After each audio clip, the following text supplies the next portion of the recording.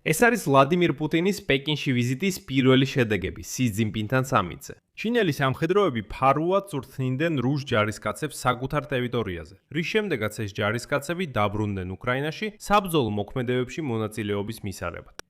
ეს უკვე ჩინეთის პირდაპირი მონაწილეობაა ომში უკრაინის წინააღმდეგ. და ყველაფერი მიუთითებს იმაზე, რომ პეკინი კლავაც მზად არის დაეხმაროს პუტინს ომში. ოდის აგრძელებდეს თავისი დაუბანელი ივანების გაგზავნას ომში. რათა დასავლეთი დაკავებული იყოს არა ჩინეთით, არამედ რუსეთით. ამავე დროს პუტინი ყველანაირად ცდილობს აჩვენოს სი ძინპინს, რომ ის ჯერ კიდევ არ არის ჩამოწერილი კაცი.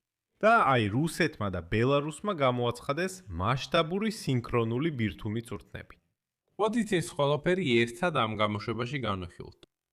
ჩემი სახელია ალექსეი პეჩი. მოდით ერთად განვიხილოთ ეს თემა, მაგრამ დასაწყისში გთხოვთ გამოიწეროთ ეს YouTube არხი, დაალაიქოთ და დაწეროთ ნებისმიერი თქვენი კომენტარი. და სანამ დავიწყებთ, ერთი წამით თქვენი ყურადღება მინდა მოვითხოვო, რადგან ეს გამოშვება გამოდის Preply პლატფორმის ხარდაჭერით. ეს არის უკრაინული ონლაინ პლატფორმა უცხო ენების რეპეტიტორებისთვის. იქ დაახლოებით 100,000 მასწავლებელია და 90 ენა. ეს იდეალურია თქვენგან მათთვის, ვინც მაგალითად ემიგრაციაშია. იქ ასწავლიან გერმანულს, ინგლისურს, პოლონურს, საერთოდ ნებისმიერ ენას. და რაც ძალიან მნიშვნელოვანია თქვენთვის, ეხლა აქვთ 50%-იანი ფასდაკლება პირველ გაკვეთილზე.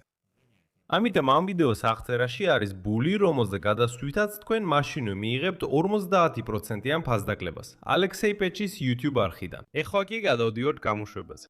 ასე რომ სააგენტო Reuters იუცხება, რომ ჩინეთის სამხედროებმა ფარულად გაწვრთნეს დაახლოებით 200 რუსი ჯარისკაცი საკუთარ ტერიტორიაზე. ამის შემდეგ მათგან ბევრი დაბრუნდა უკრაინაში საბრძოლო მოქმედებებში მონაწილეობის მისაღებად. ამის შესახებ საუბრობენ 3 ევროპული სადაზვერვო სააგენტო და Reuters-ის რედაქციაში არსებული დოკუმენტები.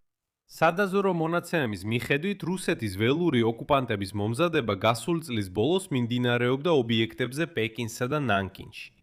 გაკვეთილები ძირითადად მიეძღვნა უპილოტო აპარატების გამოყენებას, ასევე რადიოელექტრონულ ბრძოლას, არმიის ავიაციას და ჯავშან ტექნიკის ჯგუფებს. ერთ-ერთმა მზვერავმა განაცხადა, რომ ჩინეთი, როდესაც რუს სამხედროებს წვრთნიდა, გაცილებით აქტიურად ჩაერთო ომში, ვიდრე აქამდე მიიჩნეოდა. ცნობილია, რომ რუსი პერსონალის წვრთნები ჩინეთში ახალი მოვლენაა. მზადება ჩატარდა ორმხრივი შეთანხმების ფარგლებში, რომელიც 2025 წლის 2 ივლისს პეკინში რუსეთისა და ჩინეთის მაღალი რანგის სამხედრო წარმომადგენლებმა მოაწერეს ხელი და რომელიც ითვალისწინებს რუსებისა და ჩინელების ურთიერთსწავლებას. ჩინელი სამხედროები ორივე ქვეყნის ტერიტორიაზე იმყოფებიან. სადაზვერვო სამსახურმა დაადასტურა რამდენიმე რუსი სამხედრო პირის ვინაობა, რომლებმაც ჩინეთში გაიარეს მომზადება და შემდეგ მონაწილეობდნენ საომარ მოქმედებებში ოკუპირებულ კიდიმსა და ზაპოროჟიეს ოლქში. მათ აქვთ წოდებები უმცროსი სერჟანტიდან პოდპოლკოვნიკამდე. შიდა რუსული ანგარიშები, რომელსაც გაეცნო Reuters-ი, აღწერს 4 წვრთნას. ერთ-ერთ მათგანში, რომელიც 2025 წლის დეკემბრით თარიღდება, საუბარია კურსზე 50 რუსი ოკუპანტისთვის. ჩინეთის სახალხო გამათავისუფლებელი არმიის სახმელეთო ძალების აკადემიაში, შიძიაჯუანში, სადაც ჯარისკაცებს ასწავლიდნენ 82 მმ-იანი ნაღმტყორცნები და სროლას და სამიზნეების იდენტიფიცირებას დრონების გამოყენებით, სხვა ანგარიში საუბარია საერო თავდაცვის მომზადებაზე, მათ შორის რადიოელექტრონული ბრძოლის საშუალებებისა და ბადეების გამოყენებით ჯენჯოუში მდებარე ობიექტზე. მესამე, ასევე დეკემბრის აღწერს დრონებზე ფრენის სწავლას ავიასიმულატორების გამოყენებით იბინის სასწავლო ცენტრში. მეოთხე არის კურსი 2025 წლის ნოემბერში ჩინეთის სახალხო განმათავისუფლებელი არმიის ნანკინის ქვეითი ჯარების სამხედრო საინჟინრო უნივერსიტეტში, რომელიც ეხება ასაფეთქებელი ნივთიერებების გამოყენებას, ნაღმების გაუნებელყოფასა და არაფეთქებული საბრძოლო მასალის განეიტრალებას. ჩინეთის საგარეო საქმეთა სამინისტრო რეიტევისთვის გაკეთებულ განცხადებაში, როგორც ყოველთვის უბრალოდ უარყოფს მთელ ამ ინფორმაციას და ამბობს შემდეგს, ციტატა: უკრაინის კრიზისთან დაკავშირებით ჩინეთი მუდმივად იცავს ობიექტურ და მიუკერძოებელ პოზიციას და მუშაობს მშვიდობიანი მოლაპარაკებების ხელშეწყობაზე. ეს არის თანმიმდევრული და ნათელი ხაზი, რომლის მოწმედ საერთაშორისო საზოგადოება. შესაბამისმა მხარეებმა არ უნდა გააზრებულად გაამწვავონ კონფრონტაცია, ამ ბრალის სხვას გადააბრალონ. თუმცა ევროპული ძალები მაინც სიფრთხილით აკვირდებიან პეკინისა და მოსკოვის შორის სულ უფრო მჭიდრო ურთიერთობებს. ამ კვირაში ვლადიმირ პუტინი სახელმწიფო ვიზიტით იმყოფება ჩინეთში.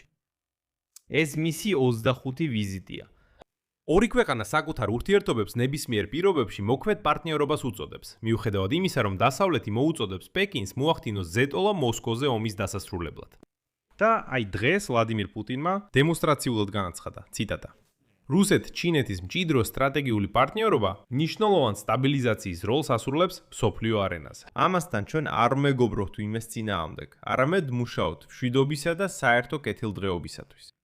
ამასთანავე სწორედ პეკინში ვიზიტების წინა დღეს რუსეთის გამელვოტებულმა დიქტატორმა ვლადიმირ პუტინმა გადაწყვიტა ეჩვენებინა თავის პატრონ სი ძინპინისთვის, რომ მას ჯერ კიდევ აქვს ძალა. აი ზაღუუკა მიიჭრა პატრონთან, ფეხთან უქნევს კუდს და ეუბნება: ნახე, მე ჯერ კიდევ ახალგაზრდა და კარგი ვარ, ნუ გამაგდებ. რაზე ვლაპარაკობ? რუსეთის ფედერაციის თავდაცვის სამინისტრომ განაცხადა, რომ რუსეთის შეიარაღებული ძალები 19-დან 21 მაისის პერიოდში ატარებენ წვრთნებს ბირთვული ძალების გამოყენებისთვის მზადების მიზნით ბიზნით აგრესიის საფრთხის პირობებში. მანევრების ძირითადი მიზნები იქნება მოწინააღმდეგის შეკავების ღონისძიებების დამუშავება და პირადი შემადგენლობის მომზადების დონის შემოწმება. გარდა ამისა, წვრთნების მიმდინარეობისას დაგეგმილია ბალისტიკური და ფრთოსანი რაკეტების გაშვება რუსეთის ტერიტორიაზე არსებულ პოლიგონებს. ეს სწორედ იმ დროს მოხდება, როცა ვლადიმირ პუტინი და სი ძინპინი ჩაისვამენ. ითხოვინებიან, რომ წვრთნებში ჩართულია სტრატეგიული დანიშნულების სარაკეტო ჯარები. რუსეთის ფედერაციის წყნარი ოკეანის ფლოტი, ჩრდილოეთის ფლოტი, შორეული ავიაციის სარდლობა, ლენინგრადისა და ცენტრალური სამხედრო ოლქების ნაწილი, ძალები. საერთო ჯამში მანევრებში მონაწილეობას მიიღებს 64,000-ზე მეტი სამხედრო და 7,800-ზე მეტი ერთეული ტექნიკა. მათ შორის 200-ზე მეტი სარაკეტო გამშვები დანადგარი, 140-ზე მეტი საფრენი აპარატი, 73 ზედაპირული გემი და 13 წყალქვეშა ნავი, მათგან 8 სტრატეგიული დანიშნულების სარაკეტო წყალქვეშა ნავი. აღნიშნავ, რომ წინა დღეს ბელარუსის თავდაცვის სამინისტრომ, რომელიც ფაქტობრივად იგივე რაც რუსეთის თავდაცვის სამინისტრო, უბრალოდ სხვანაირად ქვია, განაცხადა რუსეთისთან ერთად ბირთვული საბრძოლო მასალის მიწოდებისა და მათი გამოყენებისთვის მზადების ერთობლივი წვრთნების დაწყების შესახებ. მანევრების მიზნებად ბელარუსის სამხედრო უწყებამ დაასახელა პირადი შემადგენლობის მომზადების დონის ამაღლება, შეიარაღების სამხედრო და სპეციალური ტექნიკის მზადყოფნის შემოწმება ამოცანების შესასრულებლად. ასევე საბრძოლო გამოყენების ორგანიზება დაუგეგმავი რაიონებიდან. და ერთი კვირით ადრე შეგახსენებთ, ვლადიმირ პუტინმა განაცხადა კონტინენტთაშორისი ბალისტიკური რაკეტა სარმატის წარმატებულ გაშვებაზე, რომელიც უნდა ჩაანაცვლოს ვოევოდა, ყველაზე ძველი ბირთვული რაკეტა, რომელიც შეიარაღებაშია. შედეგად ეს მთელი შოუ იმაზე იყო მიმართული, რომ ჩინელი დაერწმუნებინა თითქოს პუტინი ჯერ კიდევ ძლიერი. აქ მრავალ წერტილს დავსვამ, თქვენი აზრი და დასკვნები კომენტარებში დაწერეთ ამ გამოშვების ქვეშ, გამოიწერეთ არხი, დააწექით ზარს და არ დაგავიწყდეთ ლაიქის დაჭერა. თუ გსურთ ამ YouTube არხის მუშაობის მხარდაჭერა, შეგიძლიათ დონატი გააკეთოთ ამ ვიდეოს აღწერაში მოცემული ბმულებითა და რეკვიზიტებით. ამით ყველაფერი დასრულდა, იზრუნეთ საკუთარ თავზე, ყველას მშვიდობით.